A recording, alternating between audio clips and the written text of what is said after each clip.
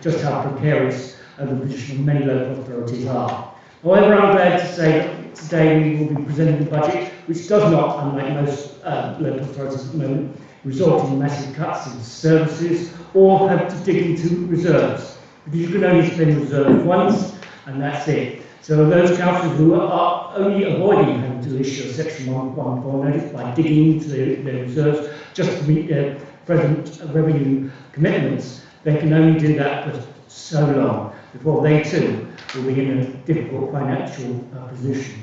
We are not that way. And this is an opportunity, although it will obviously go before the Cabinet and the Council, this is an opportunity for you to ask questions, not just of me, if you like, the political monkey, but the organ rider. And at this point, can I thank Neville Merton and his team for doing some excellent work. Thank you very much, ladies and gentlemen. Thank you very much, Councillor Kendrick. That's a heartening way to begin the meeting, if I may say so.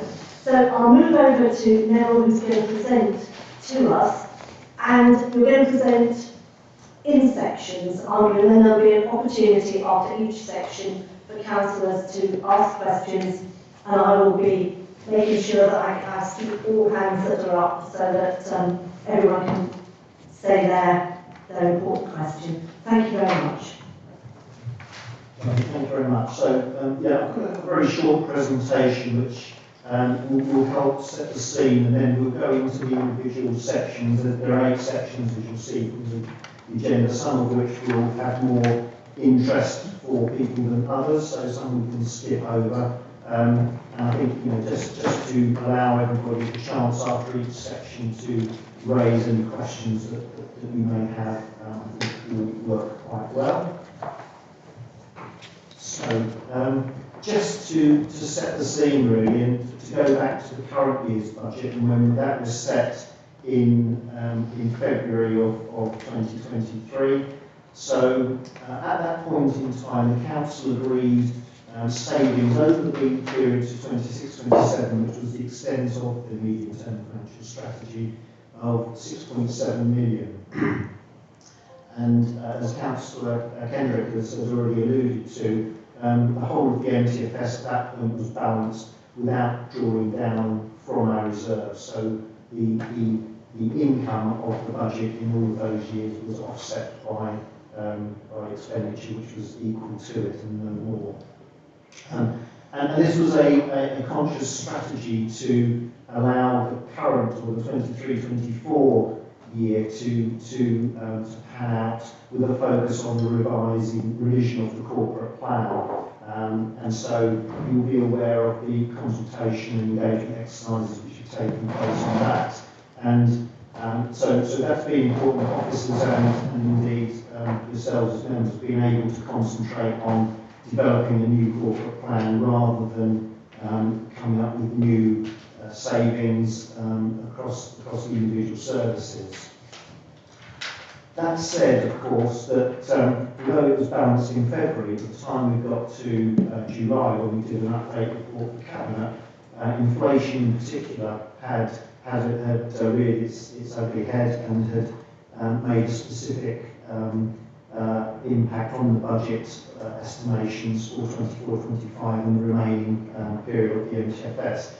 And so there was at that point a budget gap which would have to be closed in some way. The way that we approached that was to focus on 5 themes that you see here and that we've talked about both in July and in the December budget reports through to Cabinet. So the main cornerstone of that was to deliver the existing savings programme, 6.7 million that I've just referred to, so making sure that was delivered. We then focused on 4 areas that fall corporately, so in the corporate finance area, so that this wasn't a burden on the individual service areas. And they are the 4 that you see there. So treasury management, which was 2-pronged, taking advantage of the higher interest rate environment that came from inflation and the bank base rate. So making sure that our investment returns were delivering as much as possible, and a fairly technical change to the minimum revenue provision policy, which has went through council a few days ago. Secondly, focusing on collecting of debt, so some specific actions around making sure that we were chasing debt and getting monies owed to us as quickly as possible, and part of that was both the credit control activity, but also a focus on the processes that sit behind that as well. Thirdly, making sure that the assets that we hold, particularly the properties, investment properties, were delivering benefits to the medium-term financial strategy, so making sure that we were keeping on top of rent reviews, making sure that the rents were maximised and collecting the rent from those assets. And finally, making sure that fees and charges, which do provide quite a significant contribution to the council's budget, making sure that they recover full costs and took account of inflation that we've talked about. So by focusing on those 5 areas, we were hopeful that we would be able to close the budget gap that had arisen by July.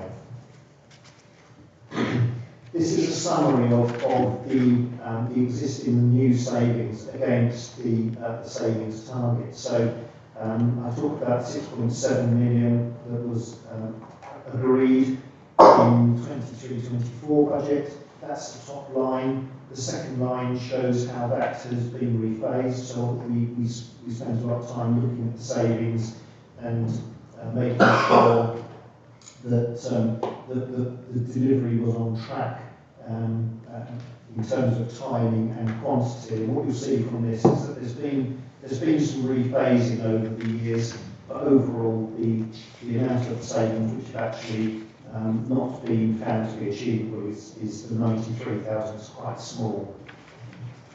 In order to supplement and close the gap, therefore, we brought in some new savings, and that's the third line down. You'll see that there's 1.5 million additional savings that have been brought in, meaning that over the medium-term financial period, which has now been extended from 26-27 to 28-29, there's a total of £8.1 million worth of savings that need to be delivered. So, not an insignificant target, nonetheless. Just to sort of highlight some of the areas in case people are raising questions on this. In the first year, 2024-25, on the new savings line, you've got a significant amount of, again, treasury investment savings that come through as we've extended the length of time that we believe interest rates will remain at a enhanced level over. So that has delivered some savings there. Obviously, over the relatively short term, and by that you'll see in 25-26, those rates we believe will start to drop off. So we believe bank interest rates will fall, and therefore investment returns will fall. And therefore, because these are essentially one-off monies, that will start to need to come out of the budget, and that's why you've got a fairly significant credit figure in that 25-26 financial year. This sets it out in a little bit more detail, so I won't spend too much time on it, but you will see below the first 2 lines are the lines of the previous savings in reprofiled format. The next 4 are the individual themes that I spoke about, so you see the extent to which they contribute to the overall number. You'll see there against the MRP and Treasury additional income line, the credit of 1206, which is what I just described.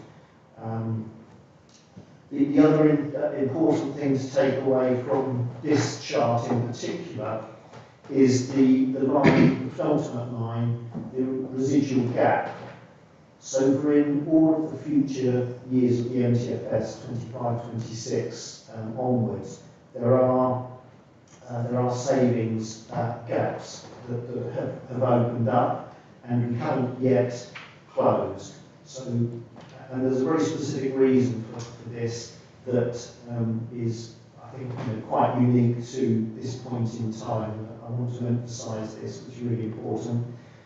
What we find ourselves in is a situation where we have no high-level planning totals for the government support for councils, or indeed for many areas of the public sector.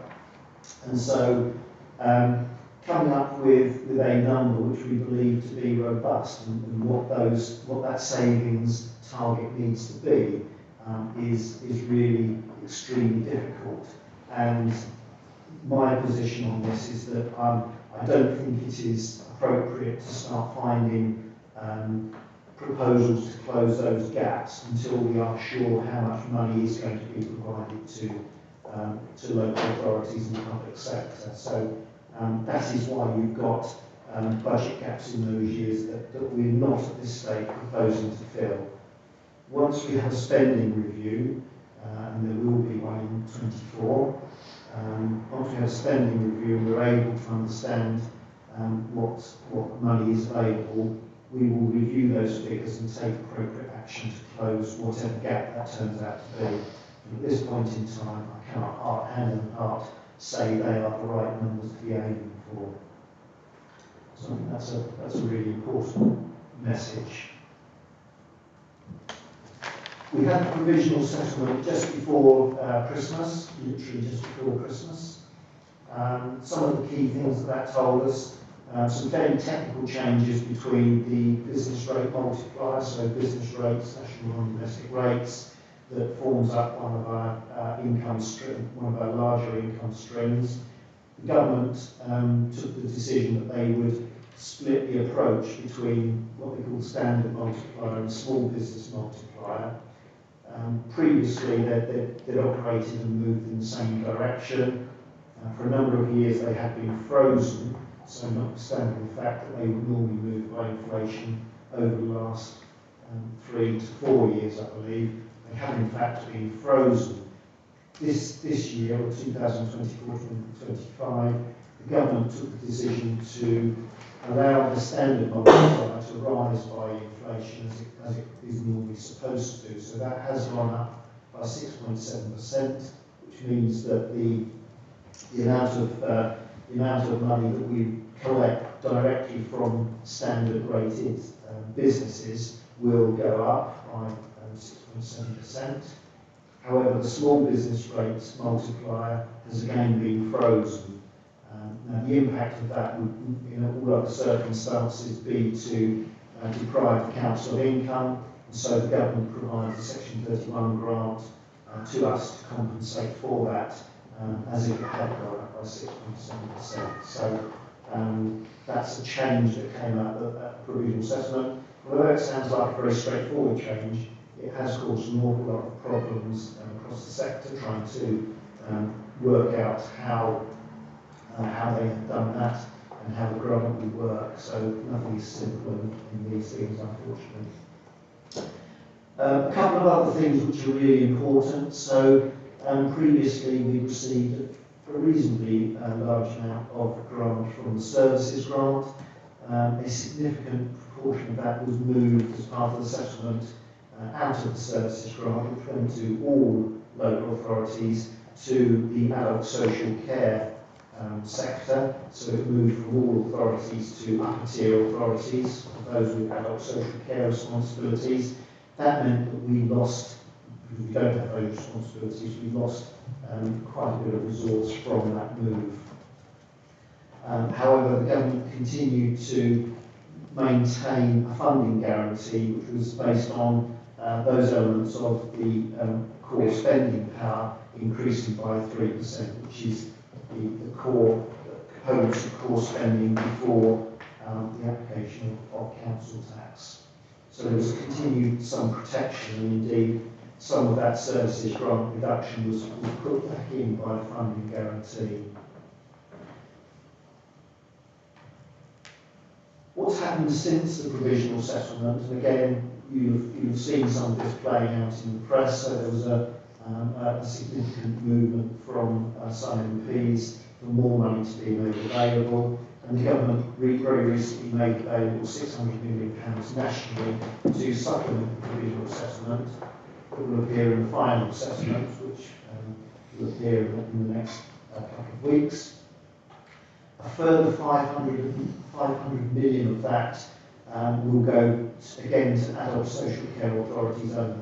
So obviously, an area of huge pressure across the sector that we're not seeing. But 500 million has been made available for upper tier authorities with those responsibilities. And 100 million has been given to all authorities to increase the funding through the funding guarantee from 3% to 4%.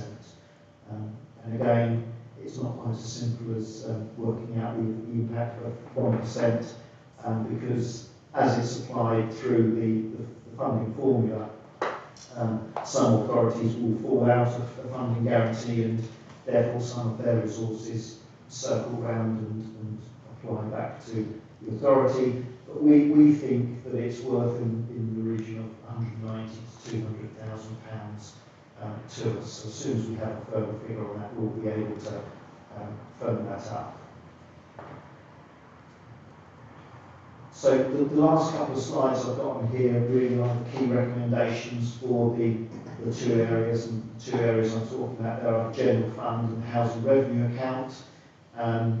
So I think perhaps I'll stop there, because there's a specific section on the general fund followed by the housing revenue account. So I'll use this in connection with that. But if we turn to section 1, which is the economic and statutory context, I think I've covered most of that in my preamble. So the context is we're still in a high inflationary environment, and we have little certainty about future funding, and the funding that has been provided by the government is expressed as a percentage of core spending power, is a 4.7% increase for this council. That compares below the average of the district councils, and indeed below the average of all authorities. So the average for all authorities is close to, it's just above 9%. And the reason for that is obviously in that calculation you've got upper tier authorities with these additional grants coming in. So upper tier authorities are seeing on average above getting on for 7 to 8% increases in their core spending power. So as an authority, we have received one of the lowest increases in core spending power in inflationary times, and so it is, in this council, Kendrick saying, it is a difficult settlement for us and remains difficult going forward. Thank you. Are there any questions so far on what we've heard so far? Yes, Councillor Kennedy. Thank you. I'm just wondering if you could talk about the uncertainty really around supporting robust financial planning around medium term. Really helpful. Yeah, certainly. So when we carry out our medium-term financial planning, we try to see what the overall direction of travel is for government funding towards local authorities. The spending review is the normal mechanism for doing that, and they're rolling for a year. 3 years goes to 2 years, goes to 1 year, goes out to 3 years. So you lose certainty once you get towards the closer you get. So the last year that we have any certain comprehensive spending review figures for is 2024-25. So once we get beyond that, we really are, we have no real basis for making that projection. Secondly, obviously there's a general election in the offing, so we're not sure what the main political party's view of funding for the public sector is. What we do know is that it's very tight. National finances are very tight, so there's not much optimism for identifying what different parties might do. But as we've seen from the period between the provisional settlement and where we are now, the final settlement, the current government has managed to find 600 million at the back of the sofa to support local government, because it clearly has identified that there is a reason or a number of reasons they need to provide more funding for local authorities. I think there's two other areas that make it very tricky. The first one is that the funding formula that the government uses to fund councils has been talked about for a long time as being unfair and irrational and needing an overhaul. Various governments have tried to do that, push it down the road, and again, there's still an expectation that at some point there will be a change to that funding formula and we'll have to cope with that. And similarly, for business rates, again, there's lots of talk around how business rate retention might change going forward. We started off with a 50% retention scheme. We've moved to 75% in some areas and pooling arrangements in others, so we have a bit of a mix and match situation. As part of any funding changes and changes to funding formula, that is likely to change. So all of the different components that we would need to project and predict what our resources might be are pretty much up in the air. And so I would have no confidence in the figures that I showed from later years. The one thing I can be absolutely certain of is that they will change. Whether they will get materially worse or slightly better, I don't know. But my view is that until we have a very clear view of what we need to be moving towards, given that this will involve asking the council to make some, undoubtedly make some further service reductions, then I don't want to do that in a sort of a way which is which changes over the short term as the figures start to firm up. Thank you. Thank you very much. Councillor Galvin, followed by Councillor Kendrick, followed by Councillor Prince. Thank you. Thank you, Neville. Thank you very much for the presentation. And yes, a question on that point really, or a couple of questions. In paragraph 16 it says no additional work will be undertaken until there's a sound basis for understanding the extent and focus of potential government support. So that was my first part of the question, when will that be? The second part of the question is paragraph 17, where it says the last sentence of that, which is this makes financial planning over the medium term on any rational basis almost impossible. And I wanted to ask, is it not possible to make some educated guesses or scenarios and what other councils doing? For example, the county council is still having a medium-term financial strategy, how they're planning. And then in paragraph 18 it says, consequently, the forecast for 25-26 onwards, that's only next year, should not be taken as robust figures. Should we be worried about the robustness of the budget going forward? That's three very sort of very negative statements there, and I can understand we're in a situation where there will be a general election this year, but we've been through general elections before. You know, it's not a new thing. So when we've been through financial problems in the country before, so is it really so difficult to predict different possibilities? Is this country facing a cliff edge of disaster that makes all this impossible, or are there scenarios that we could recap? Yeah, thanks. Yeah, I mean, it's an extension really of my answer to Councillor Carrington. So I think in terms of when we'll be able to plan, when we get the comprehensive spending review figures, which will be in 2024, then at least we will have a high-level indication of the government's plans for public sector expenditure. That won't tell us what local government's share is likely to be. we certainly can make some estimates at that point in time without the comprehensive spending review figures. There really is no understanding of where we are. Again, in the next few weeks, we will hear the Office for Budget Responsibility start to talk about their forecast of public finances going forward. That may give us some clues, or there's some scope for loosening of very short-term budget. The Chancellor will be considering whether there's scope for budget cuts. So again, we will start to see some indications of what might happen to those totals, but we won't have those totals until later in the year. I think so. At that point, we could update the figures. We could do a projection. It will be very different to the figures I've set out today.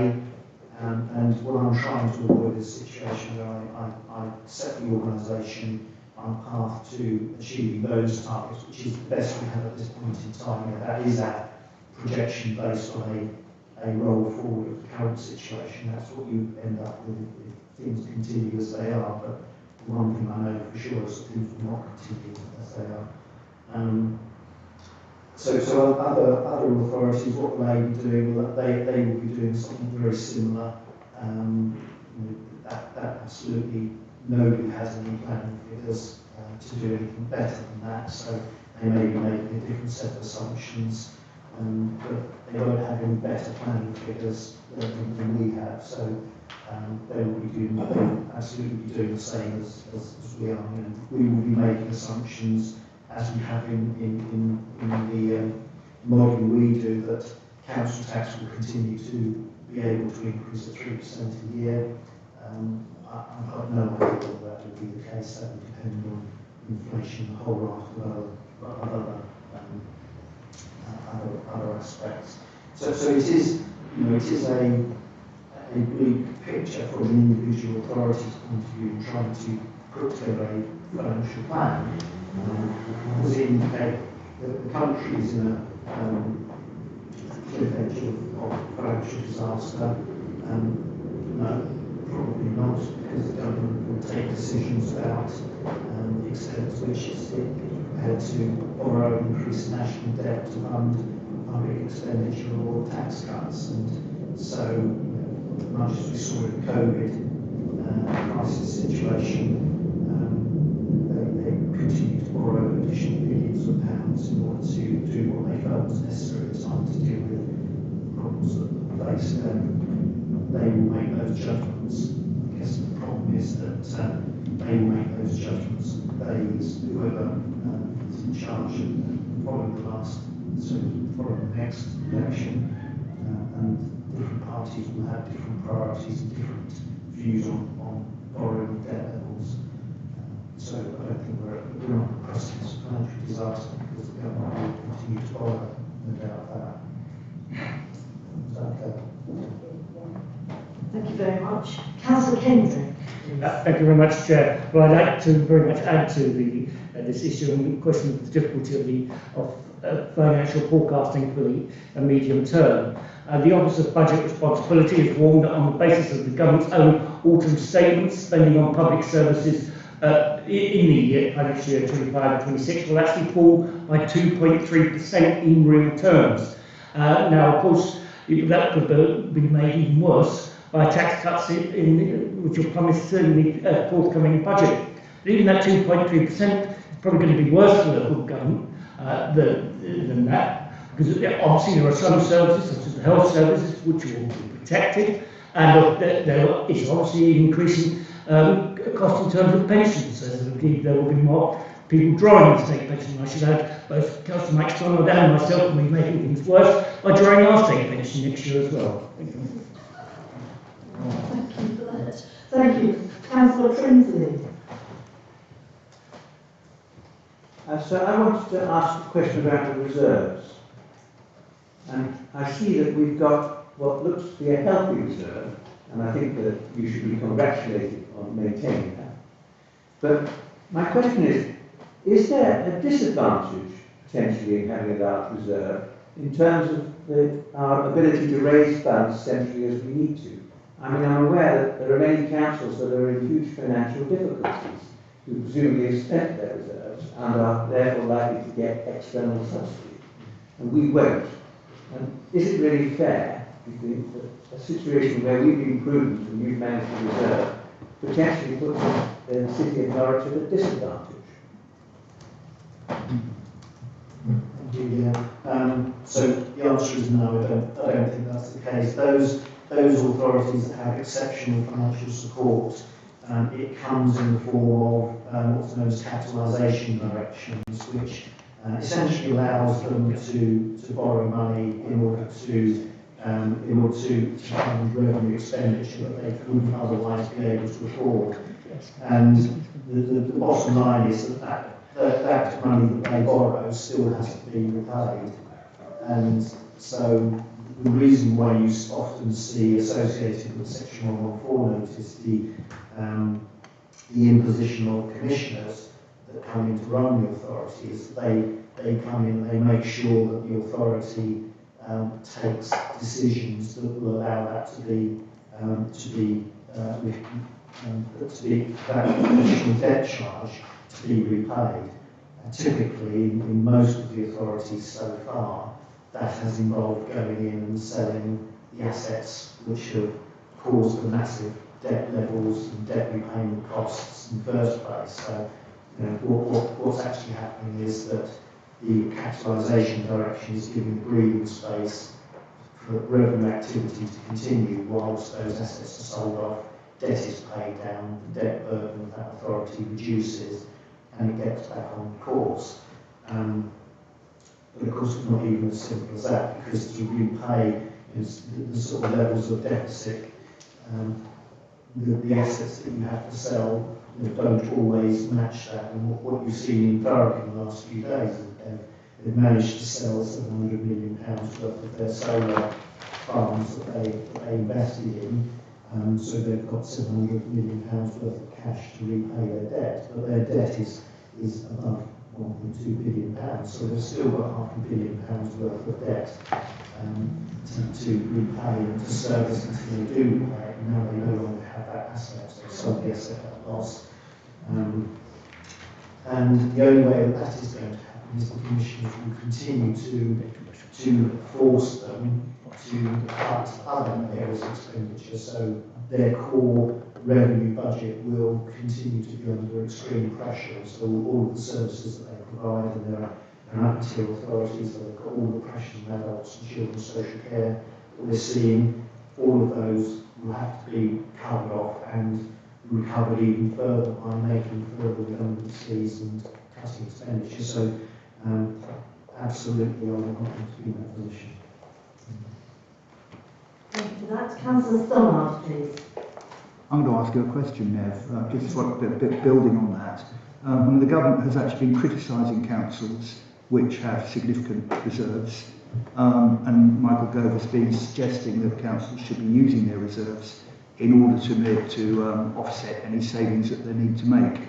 Clearly, that's the last thing we want to be doing. We've been prudent, and we continue to be. That's why we're in one of the reasons we're in the fortunate position that we are. But can the government force us to do that? Could they instruct us to do that? They couldn't directly force us,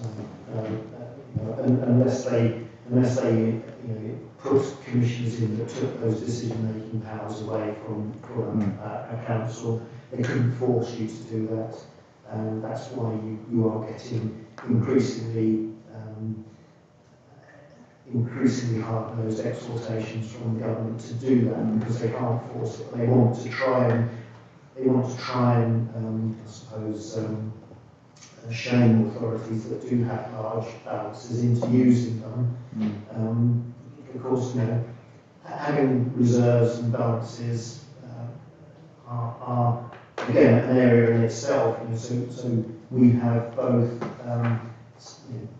getting on just under £20 million worth of earmarked balances in reserves that are there for specific purposes. So you know why we're holding them. You'll see in the budget papers why we're holding those reserves. Over a period of time, those reserves should go, because those purposes for which they're held will disappear. There's no other purposes that are there for, for long term. That leaves you with the general fund and the HRA balance, and every year I make an assessment of the prudent minimum level for that. At the moment we are above that, but not massively above that. And so I'm not concerned that this authority is holding reserves unnecessarily. They are being used to deliver services in an appropriate way. And when we have discussions about the budget, I'm always very keen to point out that reserves can only be used once. Yes. And so they are entirely appropriate to be used for pump priming, getting things off the ground. But if you want that to be an ongoing level of expenditure, you need to be building that into your core base revenue budget. And if that means you've got to take something else out, then they are prioritisation decisions that collectively as members you have to make. So that's my position. That's helpful, thank you, Nev. Thank you. Councillor Champion, please. Thank you for the report, it's very comprehensive. I was just wanting to, on page 12, in paragraph 26, the last sentence there is, in that context, robust business cases and implementation plans are critical elements for the effective governance and medium-term financial strategy. I've been trying to bend my head around medium-term, as evidently everyone has. And it says this, which is reflected in the Future Shape Norwich programme. And I know nothing about the Future Shape Norwich programme, and so I was going to ask if it's possible to have a briefing on that. And I was also wondering if there are councillors on the board of the Future Shape Norwich programme. Essentially, and when I looked on our computer system, there was no access to that. And so I just wanted to, that was my question really. So Future Shape Norwich has been around for a couple of years. It was brought in when we had a very large draft of savings proposals over a long period of time. It's an officer maintained function, because this is officers delivering the savings proposals that members have agreed. This is the way that we make sure that they're on track. And so the work that you saw on the table showing how things are moving between years is coming out from that rigorous assessment on an ongoing basis of the implementation of those savings proposals. Sometimes they slip and they can still be delivered, but they get delivered later. The purpose of that programme is to challenge the delivery of those savings and raise the flag when they start to slip more than you would expect, and take action to bring them back into line. In the current financial year, where we were required to make something like £5.5 million worth of savings, we delivered 93% of that, because the Future Shape Norwich arrangements, which is basically a board and receives progress reports, has been challenging on where are we with this, what does the project plan say we should be doing, where are we at, is it being delivered successfully, and 93% delivery of savings programs is pretty unusual, I have to say. It's pretty good. And the other 7% has slipped, but it will be delivered, and I have every confidence of that. I think turning to your more general points, certainly I'm aware that there's been a briefing for Cabinet on the Future Shape Norwich programme, and I think we had agreed to do something. Lou's going to just jump in and say. Yes, I can confirm, Councillor Champion, that Councillor Gavin has asked for a briefing, and we're in the process of trying to find a day that works for you all. So yes, there'll be a briefing arranged. Councillor Stannard, please. Sorry if I broke in on you, but Councillor Stannard. I just want to say very very briefly that 93% delivery of the savings programme is almost unheard of. It's, I'd almost say, North Korean levels of delivery, but that's probably not the appropriate thing to say, because that implies that it's not real. But 93% is just staggering, and the officers really need to be congratulated for the work they've done in achieving that. I've never seen anything like that before in all my years. Thank you for that. That's a very important point. Any more questions on this section, or can we move on? Is that okay with you? Thank you. Yeah, I think, sorry. Oh, Councillor Fox. Sorry, so with the non-earmarked reserves, I might have missed it, but what are they at? Yeah, so the level of what we call general fund reserve, which is the non-earmarked, so it's currently at 8.2 million, and the prudent minimum level assessed is 5.4 million. Is there a prudent maximum level as well? No. Any more questions? Thank you. Oh, question from Councillor Martin.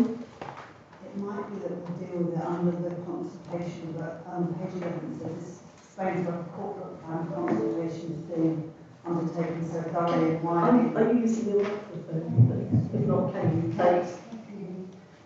This explains why the corporate plan consultation is being undertaken so thoroughly and widely across the Norwich community. And I just wanted to ask how the budget consultation, which we'll get on to, I know, talking about in a bit, how does that link to the corporate plan consultation process? And which companies did we use for that? We know we had that inner circle in the recent full council meeting, but also we had a meeting with Collaborate CIC. Are they two different consultancies that we're using? Who did what? And how have they been involved in what's the link between the corporate plan consultation and the budget consultation process? Because there's a huge link between our budget and the corporate plan. So what's the link between the two consultations, and who's been managing that? Okay, so so they're two sides of the same coin, essentially, and we deal with the people who've been supporting us on that. So you've rightly identified in the circle and Collaborate. They've been working together as one organisation. So working, although there are two organisations, they've been working as one, and their primary focus has been on the development of the corporate plan. So they carry out all the engagement that took place on the corporate plan. The budget consultation, and it's important to know that the budget consultation is typically on the strategic numbers in the budget report, so a nuanced but slightly different form of consultation. But they do go hand in glove, because once the outcomes of the corporate plan are agreed and start to evolve, then the budget will need to shift to reflect those priorities, and that was the key strategic reason why we didn't want services having to focus on short-term savings proposals to balance the budget until we were really clear what the council's stakeholders wanted us to focus on, and so that's why you've got this five thematic approach that's taken, rather than saying we've got a gap of £3.7 million. Let's divvy it up across the council and everybody come up with savings proposals, because it's entirely possible that it would go across the council. So therefore, parts of the council that will come out as priority areas in the corporate plan would have just put through proposals to make savings, which would have been counterintuitive and wasteful. So, and the corporate plan is a report that's coming through at the moment. It's on your agenda tonight. I know you're going to talk about that later on. So we're in a position where the corporate plan, once it's agreed and approved, will start to influence budget changes going forward. And that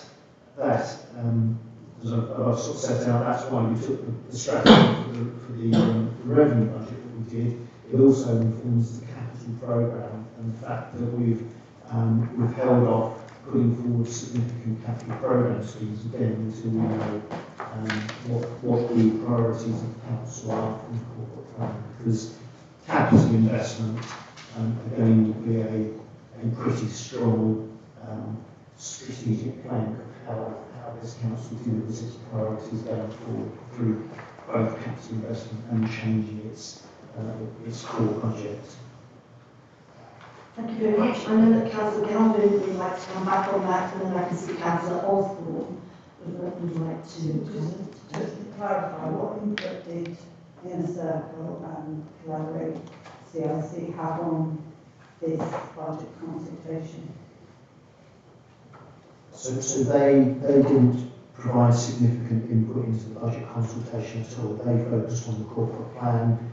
As we've done in previous years, we focused as an organisation on the budget consultation on strategic high-level numbers, in particular council tax, and how people felt about those core strategic numbers. And we asked them about 5 thematic approaches, whether they believe that was the right approach to take in circumstances to inform the strategic budget direction.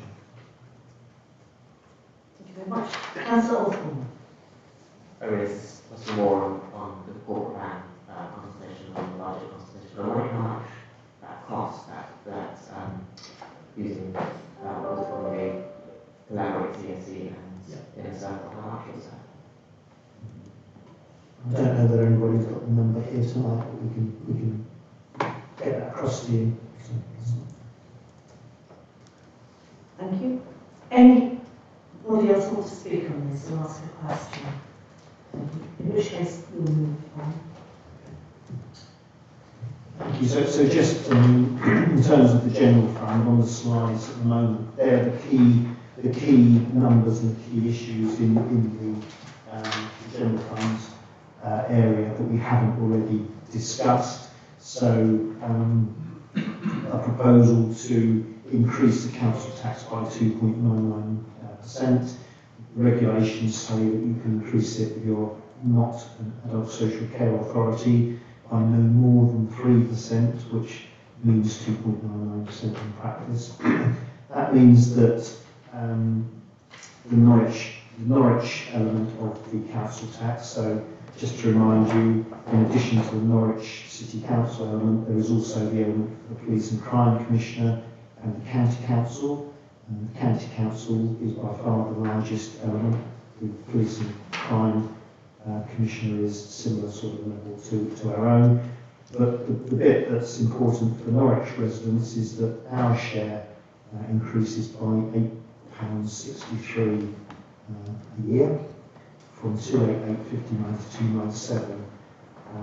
The other important thing to note that's set out in the report is that most, something like 64% of properties in Norwich City area are actually band A or B, and so they will pay significantly less than that. That impact on our tax base is important as well for long-term planning. But as I say, 60% is in bands A and B, which are proportions of that band D amount. A couple of new areas for generating tax revenues that come into impact. So from April this year, we are able to introduce what's known as a long-term empty rate. That's been reduced from 2 years, has to be empty for 2 years, to a property has to be empty for 1 year now, before we can introduce a long-term empty rate. So that obviously will bring some properties back into being chargeable.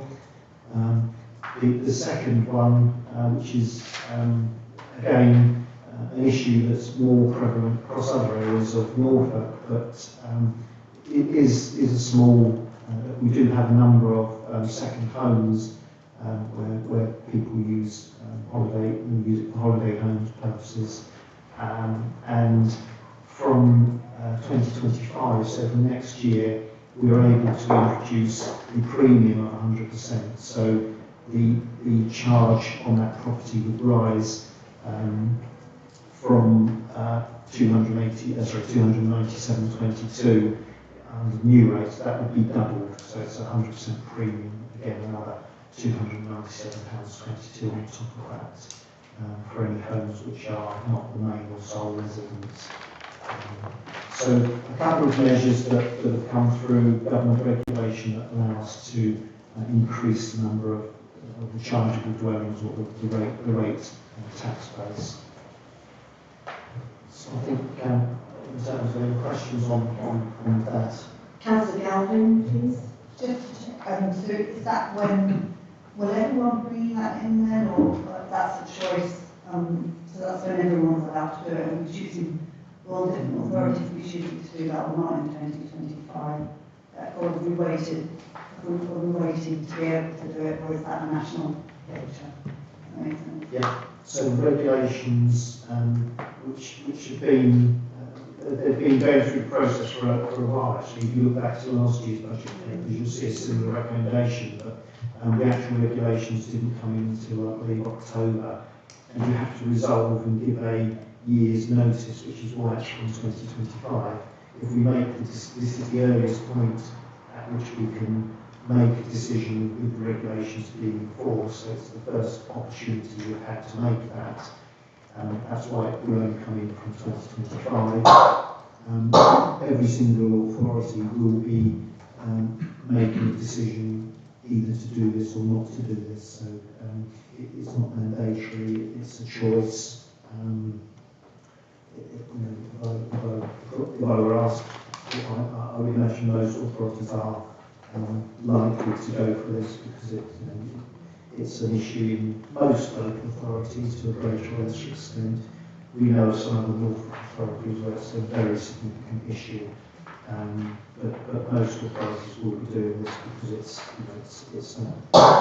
appropriate. It's an appropriate measure and helps the budget in difficult times. I can add to that, Chair. Really, isn't it? Can I add to that? Yes, do. Yeah. Yes, and then I have got Councillor Osborne and Councillor Driver. Yes. Very briefly, we were at Norfolk Leaders Chief Executives meeting this morning, it's lunchtime, and there are some Norfolk councils which are looking to do it. So North Norfolk, for example, Great Yarmouth, for example, have got significant problems. Breckland, I think we're looking at it. We said that we're looking at it, whereas South Norfolk are absolutely not going to look at it. They think it would impact negatively on their economy. So it's a mixed bag. Thank you. Councillor Osborne. Yeah, my questions are actually on consultation, as assuming it's all in the same section. So I don't know really most of the time not have that consultation. Should I go on to that? Yeah, thanks.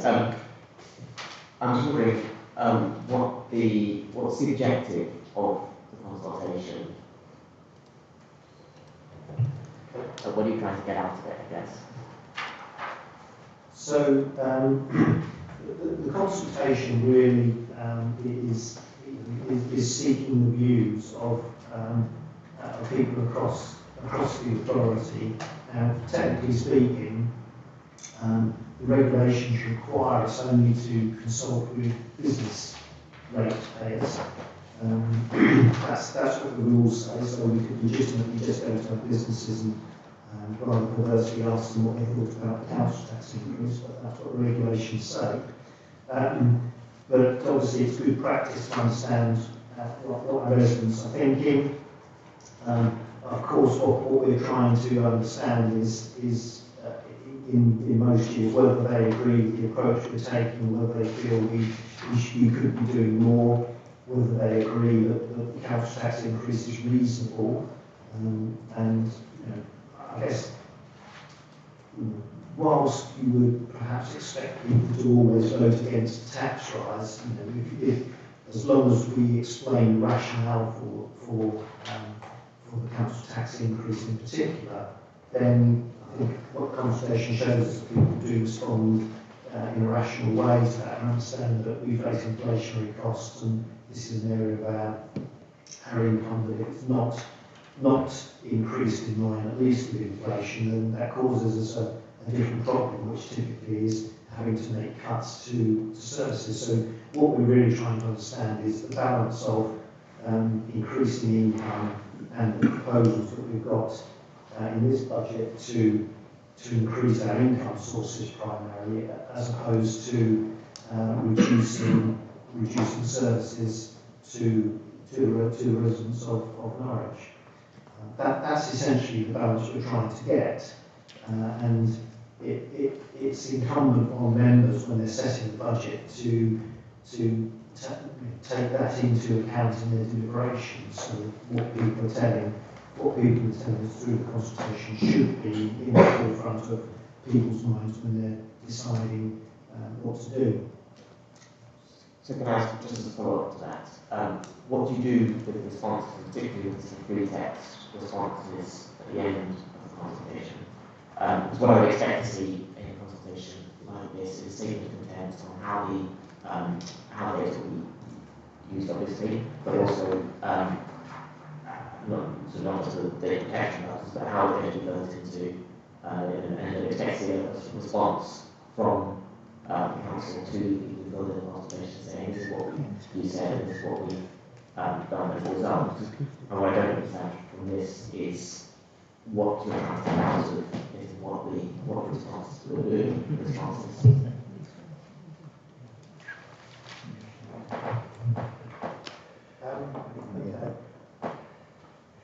I'm not really sure what more I can add.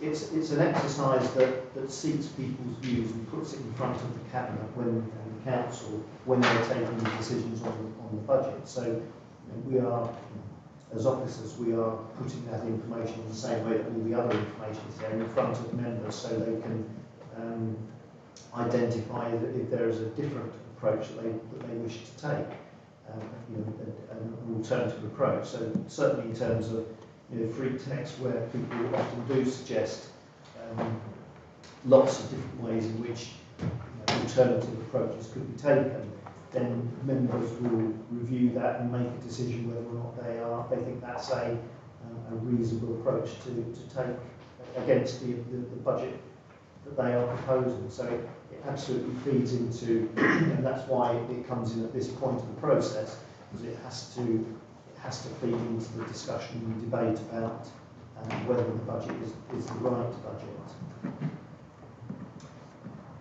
Yes. Did you want to follow that up? I mean, the whole thing of consultation and how consultation comes out might be something that we are going to address or is going to be addressed, but do you have a follow-up? Yeah, to that? I mean, I know that we've sort of tried to look at that whole process at Scrutiny before there was a motion to the council about consultation, partly about the process on Tuesday. I guess I'm kind of my previous ward colleague, or Hannah, who will remember Sandra, spoke a lot about this particular issue over a number of years, about how we design those consultations. So we actually know what kind of data we're getting, what we're going to do with that data specifically, what outcomes we're looking for, what outcomes it's going to lead to, and then design the survey and consultation as a result of that. You say that they're looking for what people, what our residents are thinking. I mean, on question 7 here, to what extent do you agree or disagree that the council should manage its property portfolio in a way that maximises income to ensure that the council can continue to deliver services that residents value most? Very few people are going to say, no, I don't think that the council should maximise income and deliver the services that we value most. And very few people are going to say, no, the council should not try and protect frontline services, whether they already can save money. Then I don't think it's particularly clearly thought through how this consultation is going to feed back into the whole person, the scout kind of indicated that they're putting on a sort of disjunct between the corporate plan engagement exercise and the budget consultation. You know, I appreciate this. It's worth doing the consultation. I think it's worth doing well. Could I suggest that maybe the consultation might be something, if we are making recommendations from scrutiny, that could be looked at then, or taken to cabinet from scrutiny, rather than perhaps spending more time on it right now. I think it is important, but we've got a lot to get through. I'm not trying to negate what you're saying. I've got Councillors Driver, Padder and Galvin who want to speak. Can I go to Councillor Driver next, please?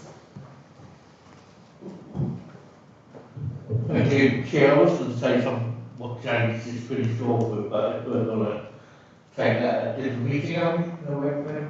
Well, that has to be a I'm just recommendation. wondering, you know, how much time and money and officers and everything we can spend on this for consultation, which we don't know what to do.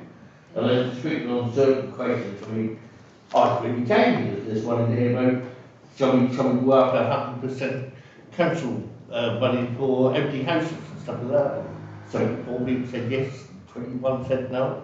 Well, did the 21 allowed 19 then got technicals or stuff like this. So you don't know who's actually applying this job what.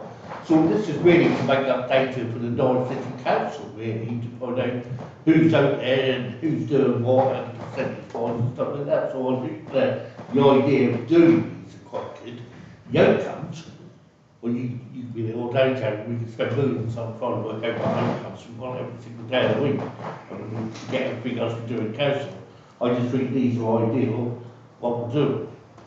So I believe that, but I was involved in a question about housing. Which is to do with council tax. I just wondered about what effect do you take into consideration of extra housing that we're going to put in Norwich into the future. I understand more horses, however, the devil is the otherwise today. Is that more council tax coming into the authority, such as Angus where there's 700 or 1,000 houses going into there, there's another 1,000 council taxes coming into the authority when they're built. But you also lost business taxes and everything else. To get on my page this way. But all the other little bits and pieces with the houses being built, do you take all that into consideration over the 5 years? And then do you sort of stop, or do you think, well, I will do a lot more, like, we've got these coming up in my ward where there's something like 8,000 houses going to be built. So I just wonder how that all came into that. No, that's fine. So we do project growth. So over I've been here for 2 or 3 budgets now, and when I started, the growth that we assumed was much larger than we are in this budget, and that's because of nutrient neutrality. So that's had a significant impact, but there is still, I believe, 0.8% growth in the tax base assumed, which is relatively modest, and we hope it will be more. We look at the big developments that are coming through and how likely and when they're likely to hit in making that projection. So some of the later years will have the tax base rising more. Typically, we used to include something like 1.5% tax base growth, and we've managed to achieve that over the last few years, but it's definitely slowing down, and because of the nature of Norwich and particularly the student population, that has an impact on our tax base as well. So we often have a variable amount each year that's taken up by student accommodation that's taken out of the chargeable dwellings list. And so we take all of that into account, and there's quite a bit goes on that, which is again another one of the variable factors that sit inside the numbers that we're projecting. if neutrality was solved very quickly and developments started up and came back on stream, those numbers would look a lot healthier a lot quicker. So it does have a significant impact on the council's budget. It's another one of those factors that I've no idea when neutrality will be sorted, and we'll hope that some of this things that will impact positively when it happens. And how much critical information do you take? I mean, there's 3 different parties in this one at the moment, all got 3 different views about what we'd like to be built and where we'd like them to be built and how many and stuff like that. And it could change nearly every year. The council, how much do that actually take into consideration for 4 or 5 years? So we tend to speak to planning colleagues about where development sites are coming forward and how they are in discussion with developers, understanding which planning applications are coming through. So we tend to go as much as possible on evidence that's robust.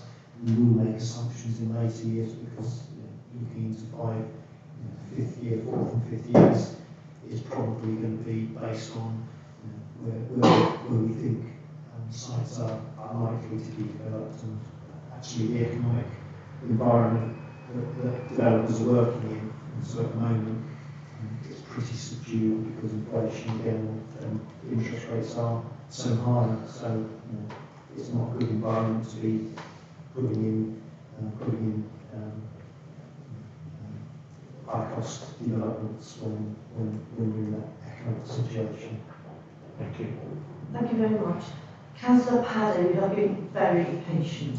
Thank you. Thank you. Sorry, my brain fog at the moment is shocking. So if I could get my questions in flow, I apologise. Right. So thank you very much for your presentation.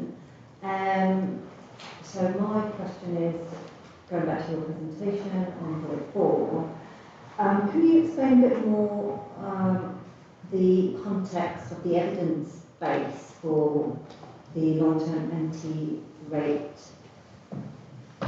whatever that may be, and does it apply to housing associations as well?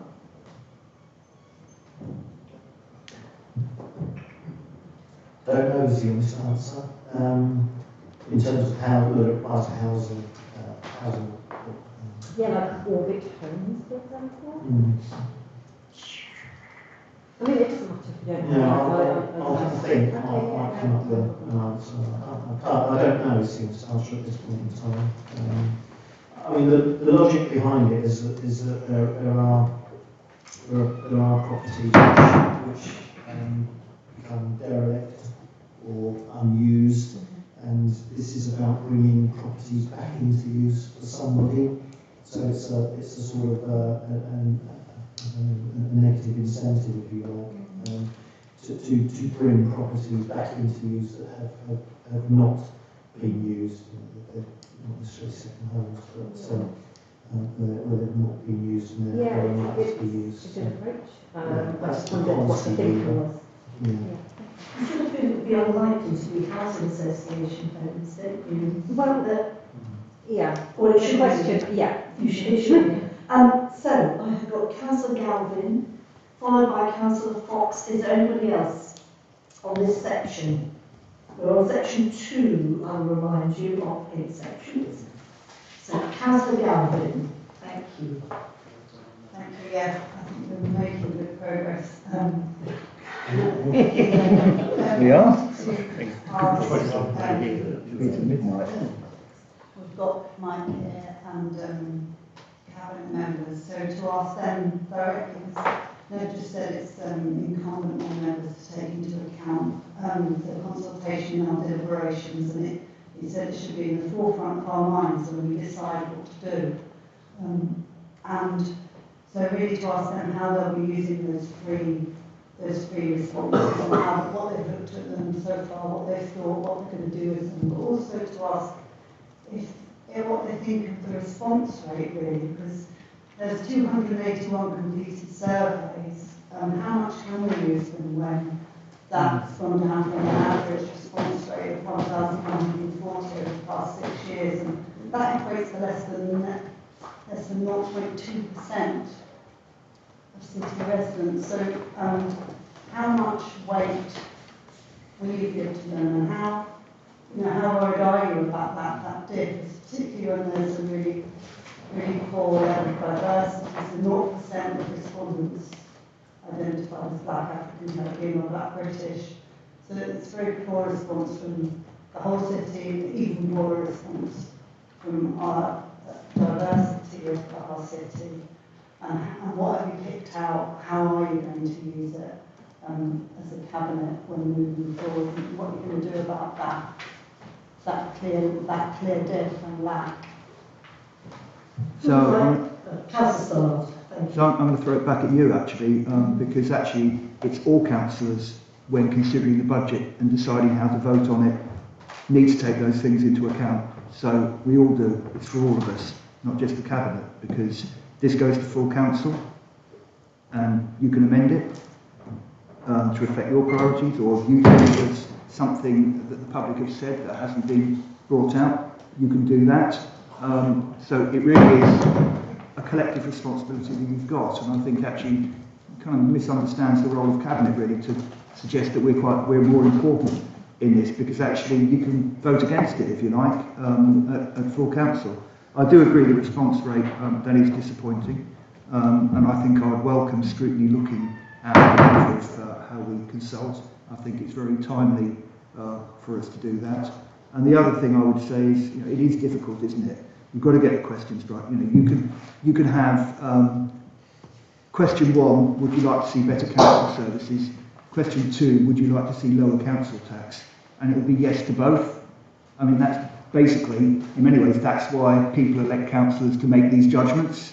Because if you go out and have a referendum, you're going to get conflicting results, and it's quite clear. So you've got to be canny about how you answer the questions. And the other thing I'll say is, from many years' experience of running consultations, it's not a referendum. It's not a referendum. So if you're looking confused. Well, let me explain. So basically, again, with a referendum, you could get competing different answers which are contradictory. Okay, so basically, and also you could get 100 points which aren't relevant. People have missed the point. 1 point which is relevant and really important. That 1 point carries weight. The ones which are relevant don't. So if people make comments which are completely irrelevant to what we're discussing or miss the point, then we can't really take that into account. They need to engage with the questions that we're asking and the challenges that we've got. And if only one person makes a really relevant point that's really important and is on point, then that gets weight and needs to be taken into account. And I do think sometimes, I mean, with due respect to Councillor Bergerlein, and I know she talked about this a lot, she's not here to defend herself, so I'll just say sometimes I think she spoke as if it's a referendum rather than a consultation. And the clues in the word consultation, have a look up in the dictionary, you'll see what it says. But I do, and Jamie's rolling his eyes, but honestly, that's what consultations are about. I've got years of experience, and go and have a look, go and read about it. But I do think we need to do better, because in terms of the response rate and in terms of how we frame questions, I completely agree that, and we could always do better. And I would welcome Scrutiny looking at that. I think consultations are really important in the Scrutiny to look at. I know that lots of councillors want to speak on this, but I'm actually going to go to our Chief Executive to speak to us. Thank you. Thank you, Chair. Thank you very much. I think that perhaps it might help with a bit of context for members here. We are looking at changing, developing our approach to the way that we have those conversations with our city. We value very much the voice of our residents, our businesses, those people who visit the city. We want to hear what matters to people, and we have made a start with that in the way that we have commenced the corporate plan engagement. That's a start. What we want to do is develop that over the next period of time. We're of course disappointed in the numbers that responded to the budget consultation. We know that consultation was not where we want that to be in the future. We want to grow that, we want to develop that, we want to improve that. So we would be very happy for a recommendation from here to Cabinet about budget scrutiny, and we would be very happy to come to scrutiny, you know, in the new civic year to develop those plans that we're thinking about around how we have those conversations with the city.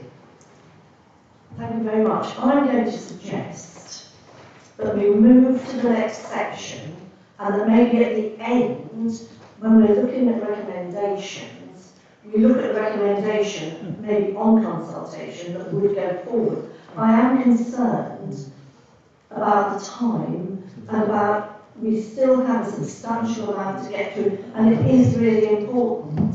So at the risk of closing down debate on this, I have got questions, some recommendations on the consultation section. I also have to say I'm quite concerned about the tone of the leader of the council telling people to go and look up consultation if you don't know what it means. I don't think that's an appropriate tone for the leader of the council when answering questions of the scrutiny committee. We're asking legitimate questions, don't tell us to go and read it in the dictionary. It's a response to eye rolling. I mean, it was under duress. I mean, it's absolutely. It's a case of respecting the forum. Sorry. Yeah, the eye rolling was unnecessary, so you got the appropriate response. can I just say that I think we're all here for the best for Norwich, and I think when we speak, sometimes we may say something that, you know, perhaps doesn't sit well with somebody. But I think I do want us to move on, if possible, to the next section. I wonder how many people would agree with me that it is time to move on, because it is 6:25. I agree. And I think, you know, could we have show of hands on that, please?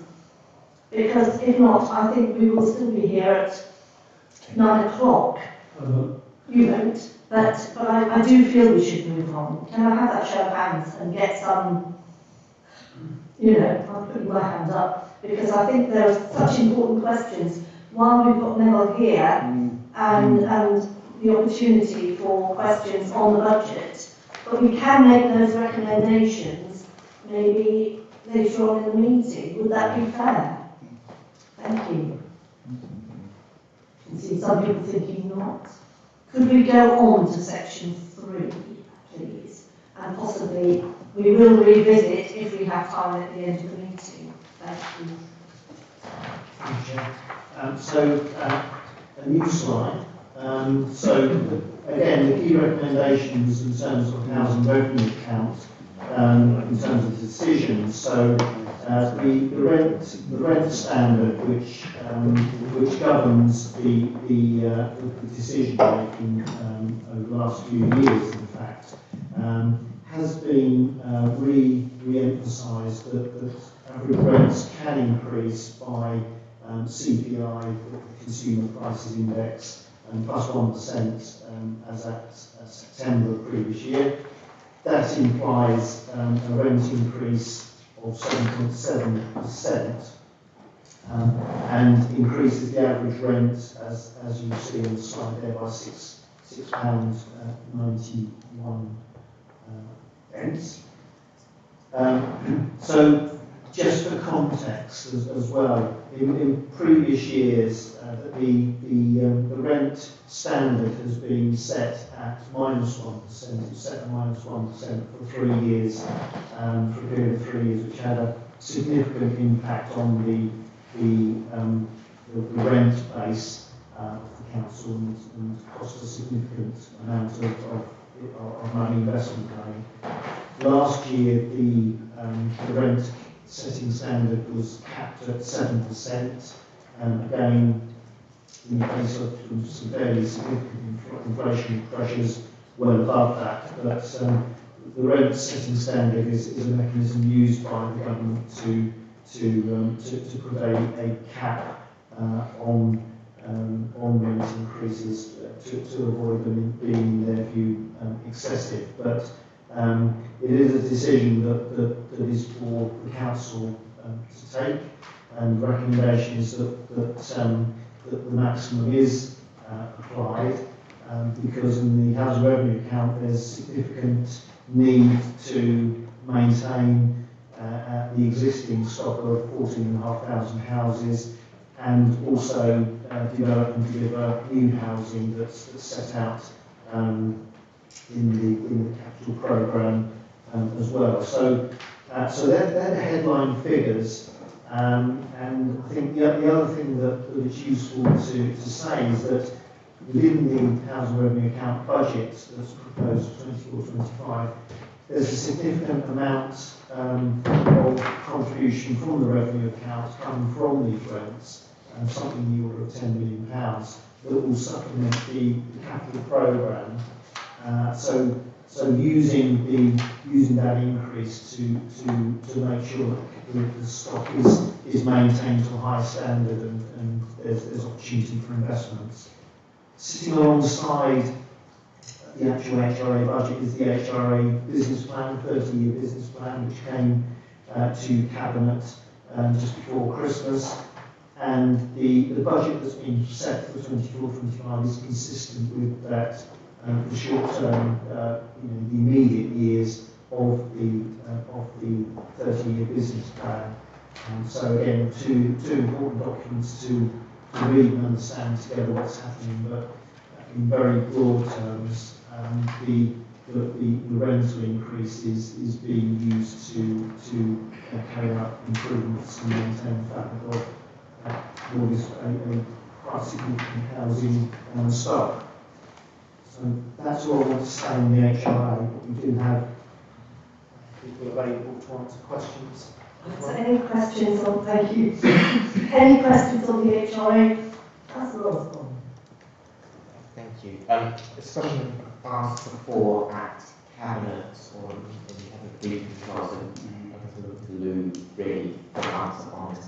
I've spoken about it before, but on page 71, the investment of approximately 321 million to meet EPC by 2030 and then to 2050. Is that the figure that's required, or is that the figure that's available? We've asked the question before and I'm not sure I can answer.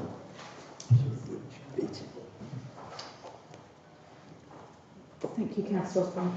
Chair, I'm going to ask Sean if he would mind just coming up here and helping with the technical bit of that answer. Thank you.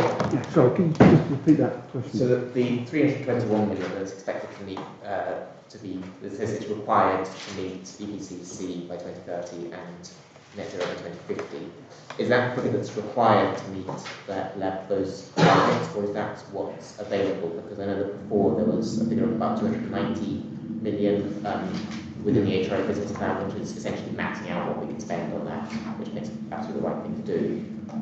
So I wondered whether 321 million is an update of that 290 figure, rather than, so what is available, rather than a figure of what is required, which might be a slightly higher level.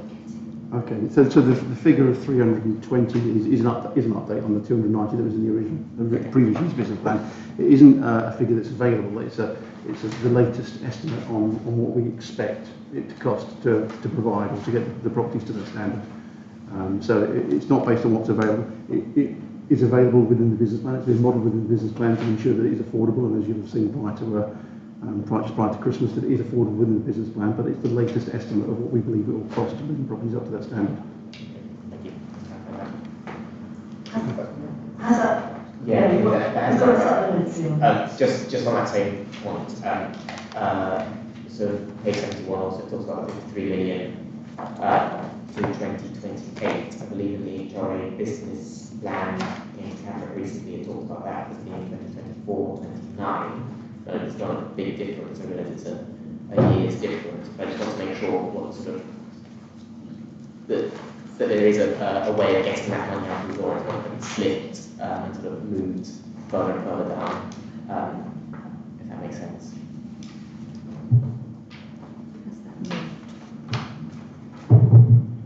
It's working. Is it working?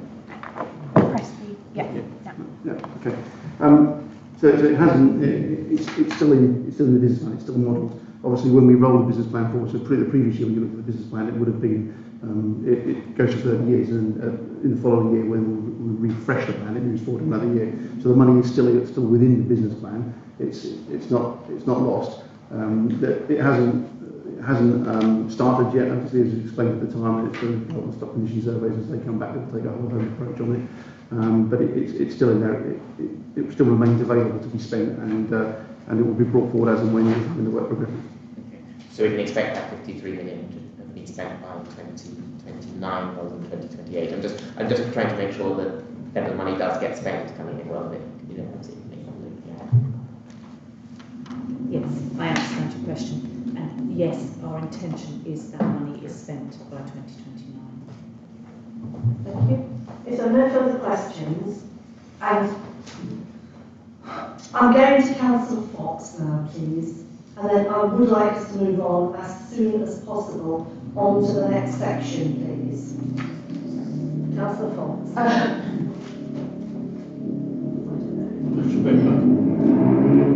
Thank you. I see that the rents have gone up by over 7%, but the service charges have gone up by over 20%. And I just wondered what the reason is for that, because I know that I've had people getting in touch with me who are sort of living in Canterbury Place, and their service charge has gone up from £60-something to £170-something. And I had a person who's a full-time servant police officer get in touch with me to say, I can't afford this. I don't know what to do with something that has just trebled. People don't expect that to be a reasonable increase, so I just wondered why it is so high.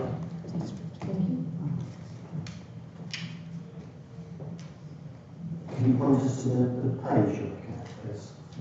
Yeah, page 80. it's not paid. It's appendix 3.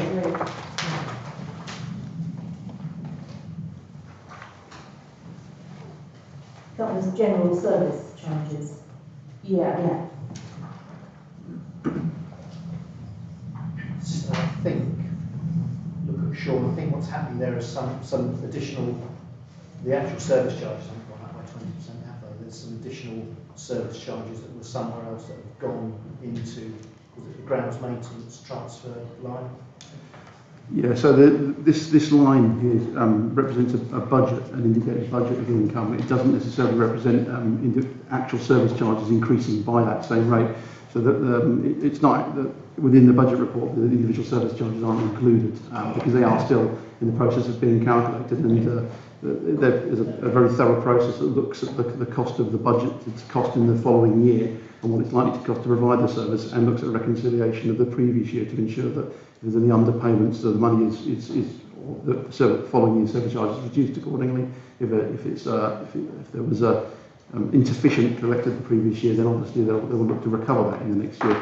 But that's a separate process, and each individual charge for each individual site is looked at and is calculated separately. So it's the budget here is indicative of all of the costs of all service charges. It also includes leasehold charges as well. So if there's major works that are carried out on a particular block and we're recharging the leaseholders for it, that income will be encountered in that line as well of the budget. So it doesn't mean that the overall cost is increasing of every service charge.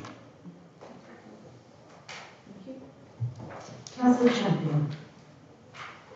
Just referring to the same appendix 3. I just wanted to highlight the special services, which has got quite a significant decrease, and I just wanted some clarification on why. Yeah, I can answer that as well. So the special services are basically, as it says there, the services that are provided to a section of tenants, but not necessarily all tenants. So a lot of the costs that you see within the original or the budget for last year included what we anticipated at the time to be some really significant increases, in particular in fuel costs.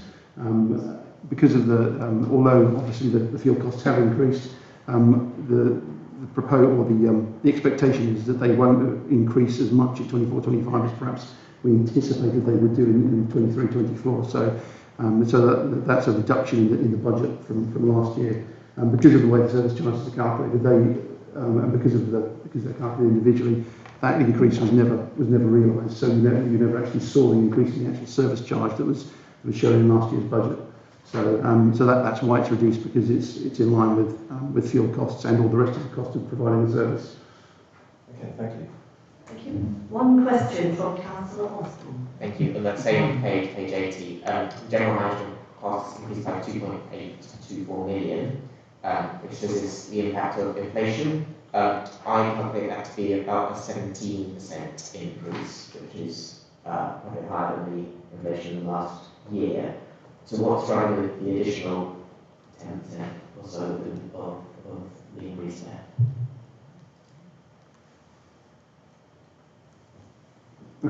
Go again, yeah. Okay, so it's basically the sum of all the costs. So within general management, basically the sum of all other costs of managing the service. It's nearly all of the staff costs will be in there. There will be cleaning, more or less every other cost. So it's not just purely an inflationary increase. So is that within the council, or is that money that is within the contracts with NCSL as well? So there may be some NCSL costs in there, or contract costs in there, but essentially you'll probably see most of the NCSL contract costs will probably come into repairs and maintenance because of the service they provide. But cleaning, for example, you may see some costs within general management as well, but it's not just an inflationary. It's not based purely on inflation. It's each individual budget is calculated depending on the requirement for that to cover those costs. Yeah, I guess I'm trying to see, because if it's inflationary, then presumably it's kind of manageable. If it's going to be more than inflation each year, that cost is going to grow significantly as before. I know there's always built into the business plan, but I'm just trying to understand what's driving that increase and what the council can do about that. Without being rude, I think that was 3 questions, but I know there were supplementaries. Now, Councillor Driver has his hand up, and so does Councillor Galvin.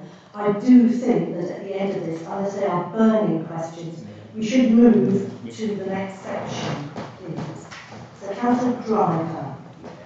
Yeah, my question is about tenants come after me and said we're paying an extra £1 a month to have our windows cleaned, which are our rent cards. But we've never had the windows cleaned since I was here in 25 years.